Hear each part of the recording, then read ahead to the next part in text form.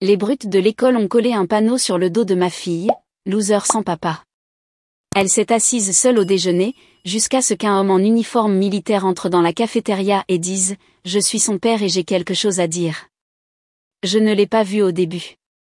Ma fille marchait devant moi, serrant son plateau de déjeuner à deux mains. Sa tête était baissée, ses épaules voûtées, comme elle l'était toujours ces derniers temps. Elle avait l'air plus petite que d'habitude, plus silencieuse. Elle a croisé un groupe d'enfants qui ont souri avec mépris lorsqu'elle est passée. L'un d'eux a ri. C'est alors que je l'ai vue, un morceau de papier était collé sur son dos. De grosses lettres noires y étaient inscrites, « Loser sans papa ». Mon cœur a cogné dans ma poitrine. Je me suis figée là, dans le couloir, fixant ces 5 mots alors qu'elle continuait à marcher vers la cafétéria, complètement inconsciente. Personne ne lui a dit. Personne ne l'a aidée. Ni un enseignant, ni un ami, ni même un adulte de passage. Juste le silence. Juste ce panneau affreux et brutal collé sur le dos de ma petite fille, comme si c'était une sorte de blague. J'avais envie de crier. Je voulais l'arracher et la serrer si fort qu'elle oublierait qu'il ait jamais existé. Mais tout ce que je pouvais faire à cet instant, c'était rester là et sentir mon estomac se nouer. Elle s'appelle Lena. Elle a 11 ans. Elle aime dessiner des super-héros et tresser ses cheveux en couettes irrégulières parce que la symétrie est ennuyeuse, et ces derniers temps, elle déjeune seule tous les jours. Elle ne m'a jamais dit pourquoi jusqu'à aujourd'hui, parce qu'un homme est entré dans cette cafétéria, un homme en uniforme militaire. Il s'est approché de sa table et a dit, assez fort pour que tous les enfants de cette pièce l'entendent, « Je suis son père et j'ai quelque chose à dire ». C'est à ce moment-là que tout a changé. Ma fille était autrefois la plus bruyante à table. Elle parlait la bouche pleine, interrompait ses propres histoires avec des rires et agitait ses mains si sauvagement qu'elle faillit renverser son jus. Chaque soir, elle dessinait des images sur ses serviettes et les collait sur le réfrigérateur comme de petits trophées. Une fois, elle a dessiné une bande dessinée sur un flamant rose qui a sauvé la planète d'un monstre d'ordures. Elle l'a appelé Captain Bix. Elle était intrépide à l'époque, bizarre et merveilleuse et fière de l'être. Mais il y a quelques mois, quelque chose a changé. Cela a commencé petit. Elle a arrêté de dessiner. J'ai trouvé son carnet de croquis caché sous son lit, des pages à moitié finies, des gribouillis rayés avec colère. Elle ne voulait plus parler après l'école. Quand je lui demandais comment s'était passée sa journée, elle haussait les épaules et disait que ça allait. Puis elle disparaissait dans sa chambre et y restait jusqu'au dîner. Je me suis dit que c'était une phase, qu'elle était peut-être juste fatiguée ou qu'elle grandissait plus vite que je n'étais prête. Mais quelque chose dans son visage me disait le contraire. Sa lumière s'éteignait, et je ne savais pas pourquoi. Je suis Jenna. J'ai 32 ans. Je travaille le matin dans un restaurant et je fais des quarts de travail dans une épicerie 3 soirs par semaine. J'ai élevé Lena seule depuis le jour de sa naissance. Son père, Louis, a été déployé lorsque j'étais enceinte. Il a manqué la naissance, manqué les premiers pas, manqué le moment où elle a appris à dire « maman » et a ensuite demandé pourquoi elle ne disait jamais « papa ». J'avais l'habitude de lui dire « c'est un soldat. Il aide les gens au loin. Il t'aime ». Mais après un certain temps, même cette réponse a commencé à ressembler à un mensonge. La vérité est que j'ai arrêté de parler de lui parce que ça faisait trop mal. Nous avons essayé de faire fonctionner les choses quand il est revenu aux États-Unis il y a quelques années, mais il n'était plus le même. La guerre avait enterré quelque chose en lui. Il était distant, sur les nerfs, gentil mais brisé. Nous nous sommes séparés tranquillement, sans combat, juste le silence. Je me suis dit que c'était mieux pour Lena qu'il reste à l'écart. Je ne lui ai jamais raconté toute l'histoire. Je pensais la protéger de la déception, de la confusion, d'une version de lui que je ne voulais pas qu'elle voie. Mais maintenant, je vois que je me protégeais aussi de la culpabilité, de la peur d'avoir pris la mauvaise décision. Mon père, Tom, a essayé d'intervenir. C'est un vétéran du Vietnam, dur comme le roc à l'extérieur, mais doux comme de la bouillie d'avoine quand il s'agit de Lena. Il lui a appris à faire du vélo et l'a laissé peindre son crâne chauve avec des paillettes un Noël. Il l'appelle Luciole. Elle l'adore, mais même lui n'a pas pu l'atteindre ces derniers mois. Elle s'éloignait de plus en plus, et je ne savais pas comment la faire revenir, je n'avais pas réalisé à quel point les choses avaient empiré jusqu'à la semaine dernière, lorsque je suis allée la chercher tôt à l'école après qu'elle ait eu une grippe intestinale. Elle ne savait pas que j'arrivais. Je suis arrivée juste avant le déjeuner. C'est alors que je l'ai vue seule, entrant dans la cafétéria, ce signe affreux collé sur son dos, les enfants ricanant derrière elle. Quelque chose à l'intérieur de moi s'est brisé. Plus tard ce jour-là, après avoir arraché ce panneau et m'être assise avec elle sur le canapé en essayant de la faire parler, elle a juste regardé le sol. Je lui ai demandé si c'était déjà arrivé. Elle a acquiescé lentement, sans un mot. Je lui ai demandé qui avait fait ça. Elle n'a pas voulu dire. Est-ce que ce sont les mêmes enfants à chaque fois, ai-je demandé. Une pause, puis doucement, Kenny et Trevor et Ash. J'ai senti ma poitrine se serrer. Je lui ai demandé pourquoi elle ne me l'avait pas dit. Elle n'a pas répondu, alors j'ai posé la seule question à laquelle je n'étais pas préparée à ce qu'elle réponde réellement, est-ce que tu aimerais que ton père soit ici? Elle a levé les yeux, et pour la première fois depuis des semaines, il y avait des larmes dans ses yeux, pas seulement de la tristesse, mais autre chose, de la nostalgie, de la confusion, de l'espoir. Elle a chuchoté, peut-être qu'il ne dirait pas ces choses s'il était là. Je n'ai pas dormi cette nuit-là. Je suis restée allongée dans mon lit à fixer le plafond, pensant à tous les choix que j'avais faits, aux choses que je n'avais pas dites, aux parties de son histoire que je lui avais cachées. Le lendemain matin, avant qu'elle ne se réveille, j'ai trouvé un vieux numéro. Je ne l'avais pas utilisé depuis des années. Je l'ai fixé pendant longtemps, puis j'ai appuyé sur appel, et quand il a répondu, j'ai prononcé les mots que je n'aurais jamais pensé prononcer à nouveau, elle a besoin de toi. Je pensais qu'appeler ferait que tout aille mieux. Je me suis dit que contacter Louis arrangerait quelque chose chez Lena, lui donnerait ce que je ne pourrais jamais lui donner. Mais les choses ne guérissent pas du jour au lendemain.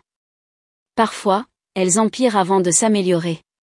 2 jours après l'avoir appelé, j'ai reçu un appel téléphonique de l'école. C'était la directrice adjointe, mademoiselle Langston. Sa voix était tendue, répétée, comme si elle avait déjà prononcé le même discours trop de fois. Il y a eu un incident pendant le déjeuner, a-t-elle dit. Lena s'est enfermée dans les toilettes. Elle n'est pas blessée, mais elle est très bouleversée. Nous pensons que c'est lié au harcèlement dont nous avons discuté précédemment. Harcèlement. Ce mot me rendait malade. J'ai tout laissé tomber, quitté mon poste en plein service, le tablier encore sur moi, et j'ai conduit directement à l'école. Au moment où je suis arrivée, Lena s'était suffisamment calmée pour être persuadée de sortir de la cabine. Ses yeux étaient rouges, son visage pâle. Elle ne voulait pas parler. Elle ne voulait pas me regarder. Le directeur m'a montré le panneau. Il l'avait, le vrai. Il l'avait sorti de la poubelle après qu'un enseignant l'ait trouvé sur le sol près de la table du déjeuner. Les mots étaient encore pires que ceux dont je me souvenais, loser sans papa. Continue de marcher, monstre. Mes mains tremblaient. Je ne pouvais pas respirer. J'avais l'impression que quelqu'un m'avait giflé au visage. Le pire?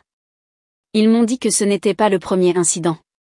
Cela se produisait depuis des semaines, voire des mois. Des railleries verbales, des notes laissées dans son casier, un dessin froissé déchiré en 2 et poussé sous son bureau. Je voulais savoir pourquoi personne ne me l'avait dit, pourquoi personne n'était intervenu. Ils ont dit qu'ils surveillaient la situation. Ils ont dit qu'ils avaient parlé aux élèves impliqués. Ils ont dit tout ce qu'il fallait dire, mais de la mauvaise manière. J'ai regardé Lena, toujours assise dans le coin de l'infirmerie, les bras autour de ses genoux. Elle n'était pas seulement embarrassée. Elle était humiliée. Elle avait honte, et je ne pouvais pas y remédier. Quand nous sommes rentrés à la maison, j'ai essayé de lui parler. Je lui ai préparé du thé au miel. Je me suis assise sur le bord de son lit et j'ai posé toutes les questions auxquelles je pouvais penser. Pourquoi ne me l'as-tu pas dit? Elle a juste regardé sa couverture, tripotant les fils. Je pensais que si je l'ignorais, ils arrêteraient, a-t-elle dit finalement. Mais ils ne l'ont pas fait. Pourquoi toi? Elle a haussé les épaules. Parce que je suis bizarre. Parce que je dessine. Parce que je ne parle pas beaucoup. Parce que je n'ai pas de papa. Voilà, la phrase qui m'a déchiré le cœur. Ils ont dit qu'il était parti parce que j'avais tout gâché. J'avais l'impression de l'avoir laissé tomber de toutes les manières possibles pour une mère. J'avais essayé de la protéger en cachant le désordre, et tout ce que j'avais fait, c'était de la laisser sans défense dedans. J'ai enroulé mes bras autour d'elle, et pour la première fois depuis longtemps, elle ne s'est pas éloignée. Ce soir-là, j'ai appelé mon père, Tom. Il n'a pas posé de questions. Il a juste dit, « De quoi as-tu besoin ?» J'ai besoin qu'elle sache qu'elle n'est pas seule, ai-je dit. J'ai besoin qu'elle se sente vue. Tom a fait une pause d'1 seconde, puis a dit, « Tu as toujours le numéro de Louis ?» Je l'ai appelé. Il a répondu. Il a dit qu'il y réfléchirait. Tom a grogné, alors il ferait mieux de faire plus que réfléchir. Je n'ai pas dormi cette nuit-là. Lena non plus. Je pouvais l'entendre faire les 100 pas dans sa chambre, doucement, presque prudemment pour ne pas faire craquer le sol. Le matin, elle avait l'air épuisée mais calme, comme si une tempête était passée, mais les dégâts étaient encore frais. Au moment de la déposer, elle a hésité avant de sortir de la voiture. « Maman ?» a-t-elle demandé. « Oui. » « Et s'il ne vient pas ?» Je n'ai pas menti. Je n'ai rien promis. Je me suis juste tendue et je lui ai pris la main. Puis nous avons affronté ça aussi, ensemble. Elle a acquiescé, est sortie et s'est dirigée vers les portes de l'école. Ses épaules étaient toujours affaissées, mais pas autant. Cet après-midi, j'ai reçu un message de Louis, « Dis-moi quand t'es où ?» C'était le moment où le sol a commencé à trembler. Je ne savais pas ce qui allait se passer ensuite, ni comment il allait se présenter, ni même ce qu'il allait dire s'il venait. Mais pour la première fois depuis longtemps, j'ai ressenti quelque chose que je ne m'étais pas permis de ressentir depuis des mois, l'espoir. Et cet espoir était sur le point de franchir une porte de cafétéria. Je ne savais pas à quoi m'attendre de Louis. Il avait toujours été un homme de peu de mots, même avant la guerre, stoïque, stable. Mais à l'époque, il y avait de la chaleur derrière le silence. Après sa 3e tournée, cette chaleur s'était refroidie. Il est revenu hanté, plus silencieux que jamais, comme si son âme avait oublié comment rentrer à la maison. Nous ne nous étions pas parlé depuis plus de 3 ans, non pas parce que nous nous détestions, parce que ni l'un ni l'autre ne savions comment réparer ce que nous avions brisé. Mais après que j'ai passé l'appel et qu'il a dit, « Dis-moi quand t'es où », quelque chose a changé. Le silence entre nous s'est fissuré juste assez pour qu'une voix puisse passer. Je lui ai envoyé les détails par texto, vendredi, 12h15, cafétéria de l'école. Je lui ai dit qu'il n'était pas obligé de porter son uniforme. Il n'a pas répondu. Lena ne savait pas qu'il venait. Je ne lui ai pas dit. Je ne voulais pas qu'elle passe toute la semaine à compter les minutes pour être déçue s'il ne venait pas. Au lieu de cela, je lui ai dit que j'essaierais de lui rendre visite pendant le déjeuner et de lui apporter quelque chose de spécial. Elle a acquiescé, silencieuse. Elle n'a pas souri, mais elle n'a pas non plus levé les yeux au ciel. C'était un progrès. Jeudi soir, j'ai à peine dormi. J'avais peur qu'ils viennent et disent quelque chose de mal, ou qu'ils ne viennent pas du tout. J'ai pensé à tout ce que j'avais caché à Lena et à tout ce qu'elle avait dû porter seule à cause de cela. J'ai pensé à ces garçons, Kenny, Trevor, Ash, et à quel point quelqu'un doit se sentir petit pour avoir besoin de rendre les autres plus petits juste pour respirer. Vendredi matin est arrivé, froid et gris. Lena portait son sweat à capuche violet, celui avec les manches effilochées. Je lui ai tressé les cheveux pendant qu'elle mangeait des céréales en silence. Elle n'a pas demandé si son père serait là. Elle avait arrêté de poser des questions comme ça.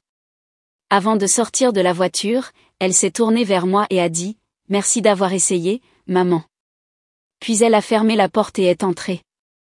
Je suis restée assise là pendant 1 minute entière avant de repartir. Je n'ai pas pleuré. Je n'ai pas tremblé. J'ai juste conduit.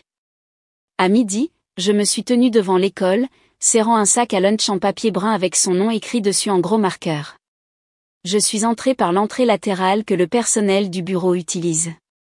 Un enseignant m'a reconnue et m'a fait signe de passer. En entrant dans la cafétéria, le son de centaines d'élèves du collège a résonné sur les murs, fort, chaotique, insouciant. Puis les portes derrière moi se sont ouvertes. Je me suis retournée. Il était plus grand que dans mes souvenirs, les épaules plus larges, le visage marqué par l'âge et quelque chose de plus lourd. Mais l'uniforme était impeccable, fraîchement repassé, tous les rubans en place.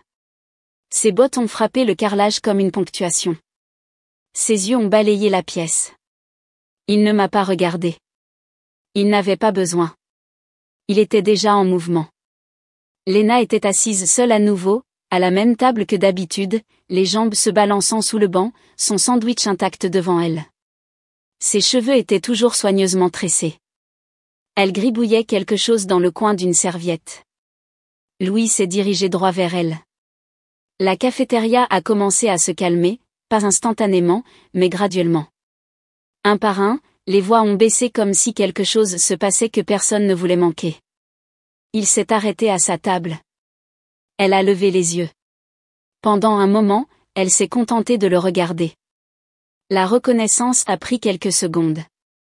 Peut-être était-ce l'uniforme.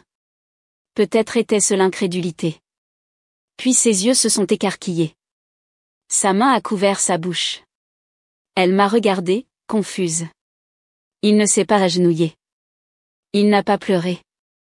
Il a juste dit, assez fort pour que tout le monde l'entende, clairement et calmement, « Je suis son père ». Les têtes se sont tournées.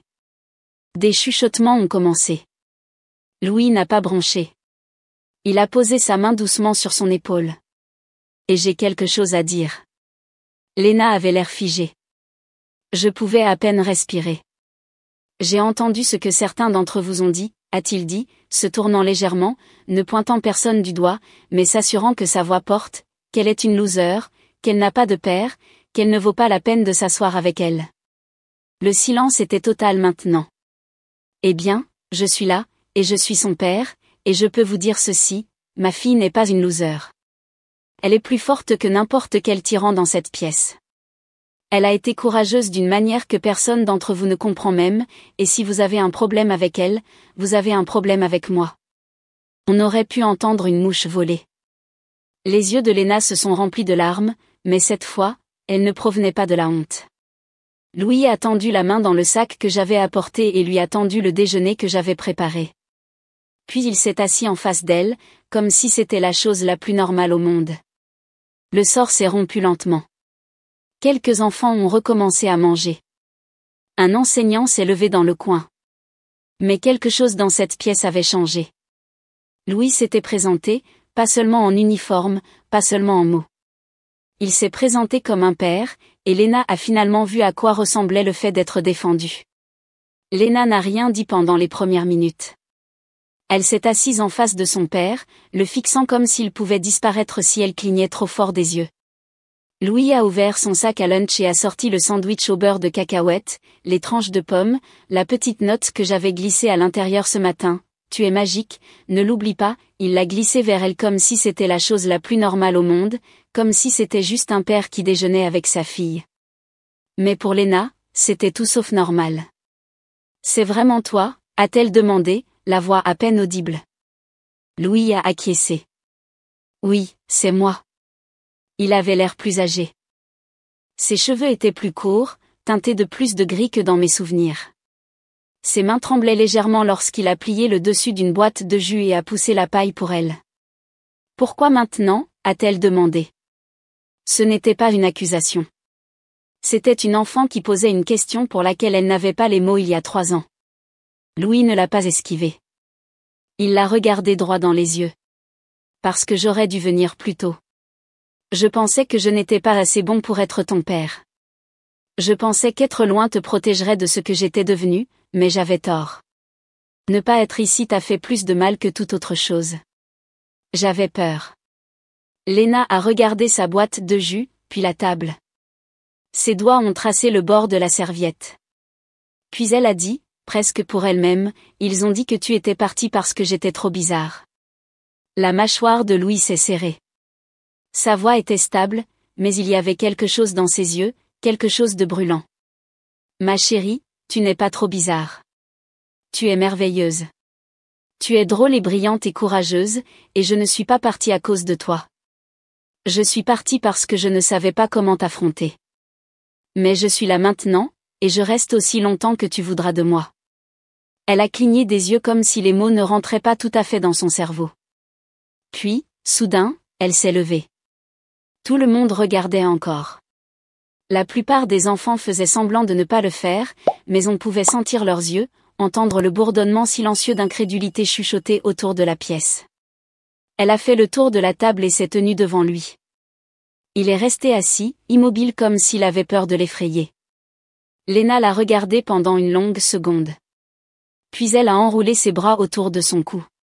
Louis a fermé les yeux. Ses bras l'ont entouré comme s'il tenait toute sa vie. Un lent halètement est venu d'une table voisine. Quelques enseignants ont essuyé leurs yeux.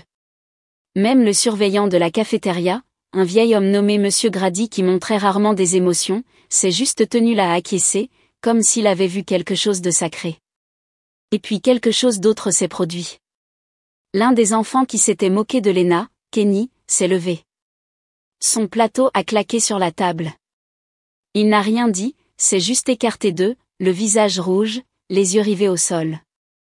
L'un de ses amis, Trevor, a murmuré quelque chose entre ses dents. Un autre enseignant lui a jeté un regard d'avertissement. Personne n'a ri, parce que personne ne riait plus.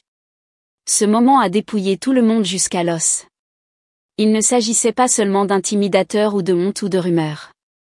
Il s'agissait d'une fille qui s'était sentie invisible et d'un homme qui avait été brisé montrant à toute la pièce ce que cela signifiait d'être vu, ce que cela signifiait d'être protégé.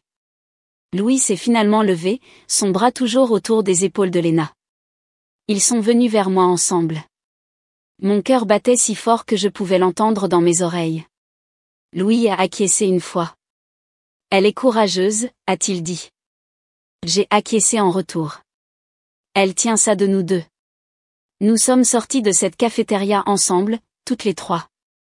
Léna n'a pas beaucoup parlé sur le chemin du retour, mais quand nous sommes arrivés dans l'allée, elle s'est tournée depuis le siège arrière et a dit « Tu l'as vraiment appelé ?»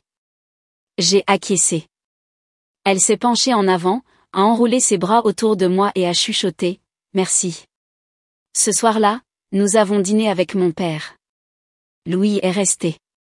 Lui et Tom ont parlé de déploiement et d'hélicoptères et de rations. Léna a écouté les yeux écarquillés, sa fourchette suspendue en l'air comme si elle ne voulait pas manquer un mot. Elle a ri ce soir-là, pas un petit rire, un vrai rire, le genre qui remplit une pièce. Ce son m'avait tellement manqué que j'avais oublié à quel point j'en avais besoin. Le lendemain matin, Léna est descendue pour le petit déjeuner en portant son sweat à capuche Captain Bix, celui qu'elle n'avait pas touché depuis des mois. Elle a versé ses céréales sans dire grand-chose, mais il y avait une énergie différente dans la pièce, plus légère, comme si elle avait enfin pris une respiration qu'elle ne savait pas qu'elle retenait. Louis avait dormi sur le canapé, non pas parce que nous le lui avions demandé, parce qu'il ne voulait pas abuser. Il était prudent maintenant, d'où d'une manière dont je ne me souvenais pas auparavant. Il a fait à Léna des œufs brouillés et ne les a pas brûlés. Il s'est assis en face d'elle et a posé des questions sur ses dessins, ses bandes dessinées, son travail scolaire, pas seulement pour être poli, pour la connaître vraiment. Elle lui a montré un croquis cet après-midi. C'était celui d'une fille en armure tenant un éclair dans une main et un bloc-notes dans l'autre. Elle a dit que son nom était commandé Echo. Ce n'est pas une super-héroïne, a expliqué Léna, c'est juste une fille qui a finalement cessé de faire semblant d'être invisible. Louis n'a rien dit tout de suite. Il a regardé le dessin comme si c'était la chose la plus importante qu'on lui ait jamais remise. Puis il a demandé s'il pouvait le garder. Ce week-end-là, Léna n'a pas déjeuné seule. La nouvelle s'est répandue rapidement. Les enfants qui ne lui avaient jamais parlé auparavant ont commencé à lui dire bonjour. Quelques-uns se sont même assis à côté d'elle à la cafétéria. Le lundi, ce n'était pas un revirement complet. Les intimidateurs ne disparaissent pas du jour au lendemain, mais la peur s'était fissurée. Le silence était brisé. Léna se tenait un peu plus droite, regardait les gens dans les yeux, a même répondu à une question en classe sans chuchoter. Et quelque chose a changé en moi aussi. J'avais passé si longtemps à essayer de tout faire par moi-même. Je pensais qu'être forte signifiait ne jamais avoir besoin de personne. Mais je vois maintenant que laisser Louis revenir dans la vie de Léna n'était pas une faiblesse. C'était de l'amour, désordonné, difficile, du vrai amour. Et il ne s'agissait pas seulement d'avoir un père autour. Il s'agissait de Léna qui voyait qu'elle n'était pas quelque chose dont elle devait avoir honte, que les parties d'elle qu'elle essayait de cacher, l'étrangeté, le silence, la douceur, ce n'étaient pas des défauts, c'était une armure. Une semaine plus tard, Lena est rentrée à la maison avec une autorisation pour une assemblée scolaire. Elle a dit qu'on lui avait demandé de prendre la parole. Je l'ai regardée cligner des yeux. Prendre la parole, comme sur scène? Elle a haussé les épaules. Ils ont demandé des volontaires pour parler du harcèlement. Je me suis dit que j'avais quelque chose à dire. Je voulais pleurer, mais je ne l'ai pas fait. J'ai juste signé le papier. Quand le jour est arrivé, l'auditorium était bondé, des enseignants, des élèves, des parents. Louis était assis à côté de moi, portant une simple chemise boutonnée et un jean, ses mains serrées dans ses genoux. Il avait l'air aussi nerveux que je me sentais. Puis Lena est montée sur scène. Elle portait son sweat à capuche commandé Echo. Elle ne tenait pas de scénario, juste un morceau de papier plié en 4, comme si elle n'était pas sûre de l'utiliser. Elle a pris une inspiration. Je m'appelle Lena Moral, a-t-elle dit dans le micro, et le mois dernier, quelqu'un a collé un panneau sur mon dos. Il disait, loser sans papa. Et pendant un certain temps, je l'ai cru. La pièce s'est immobilisée. Mais ensuite, quelque chose s'est produit. Quelqu'un s'est présenté, et il ne s'agissait pas seulement d'avoir un père à nouveau. Il s'agissait de réaliser que je ne suis pas ce qu'ils ont dit que j'étais. Je ne suis pas une perdante. Je ne suis pas brisée, et je ne suis pas seule.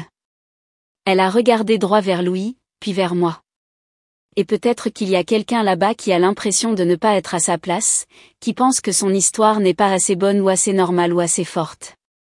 Si c'est vous, je veux juste dire ceci, vous n'avez pas besoin de changer pour être aimé. Vous avez juste besoin que quelqu'un vous voie. Les applaudissements ne sont pas venus tous à la fois. Ils ont commencé petits, puis ont grandi, puis ont rempli tout l'auditorium. Elle a souri, pas un sourire timide, pas un sourire peut-être que je devrais cacher, un vrai, confiant, entier. Ce soir-là, elle s'est assise à table et a raconté une blague qui a fait que mon père a reniflé du thé glacé par le nez. Louis a ri si fort qu'il a failli tomber de sa chaise, et je suis restée là à les regarder, le cœur plein, réalisant quelque chose que je ne savais pas depuis longtemps, nous n'étions pas brisés, juste inachevés. Et maintenant, nous écrivons le prochain chapitre ensemble. Certaines histoires laissent des cicatrices. D'autres laissent de la force. Si celle-ci vous a parlé, si vous vous êtes déjà senti invisible ou si vous avez déjà dû être plus fort que vous n'auriez dû l'être, j'espère que vous savez ceci, vous n'êtes pas seul, et vous n'êtes pas défini par ce que les gens disent dans votre dos. Vous êtes défini par le courage qu'il faut pour se lever, s'exprimer et continuer à avancer. Et si vous avez déjà été celui qui s'est présenté pour quelqu'un d'autre, comme Louis l'a fait pour Lena, merci. Vous ne savez jamais combien cela signifie jusqu'à ce que cela change la vie de quelqu'un. Si cette histoire vous a ému, veuillez aimer la vidéo afin que plus de personnes puissent la trouver. Partagez-la avec quelqu'un qui a besoin de l'entendre aujourd'hui. Laissez un commentaire ci-dessous.